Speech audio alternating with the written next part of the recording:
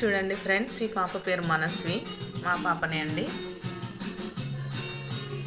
అన్నం పెట్టి ఇప్పుడు 15 మినిట్స్ అయిందండి, ఒక ముద్ద కూడా తినలేదు. చూడండి ఫ్రెండ్స్, ఇప్పుడు మా బాబు అండి,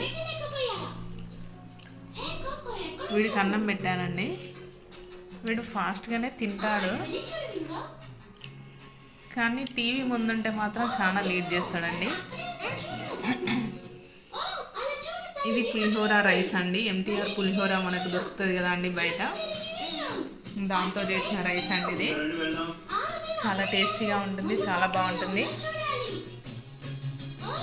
పాపను చూడండి ఫ్రెండ్స్ ఎలా తింటుందో, టీవీ మాత్రం వదలదు.